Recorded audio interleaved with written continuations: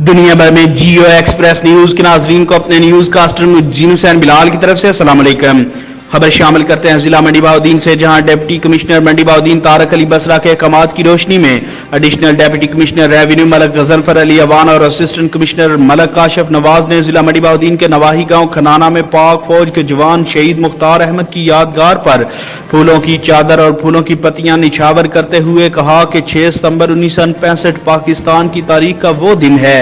जब जुर्रत और बहादुरी की एक नई तारीख रकम हुई और मादरे वतन का दफा करने वालों ने मकार दुश्मन के अज़ाइम को खाक में मिला दिया।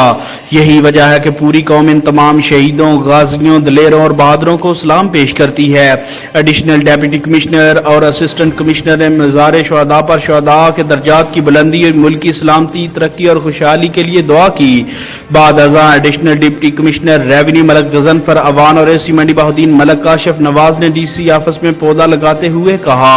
कि वजीर आज़म इमरान खान और वजीर आला पंजाब सरदार उस्मान बुज़दार की हिदायत के मुताबिक ग्रीन पाकिस्तान प्रोग्राम और प्लान फॉर पाकिस्तान के तहत आने वाली नस्लों को बेहतरीन और साफ माहौल देने के लिए मिशन पर गामजन है। मलक गजनफर अली अवान ने कहा कि शजरकारी मुहिम का बुनियादी मकसद भी यही है कि दरख्तों की अहमियत के हवाले से अवामी शऊर उजागर किया जाए। असिस्टेंट कमिश्नर मलक काशिफ नवाज ने कहा कि शजरकारी का मफहूम सिर्फ दरख्त लगाना ही नहीं बल्कि इसकी मुनासिब देखभाल और तनावर दरख्त बनने तक इसकी निगहदाश्त भी नहायत जरूरी है।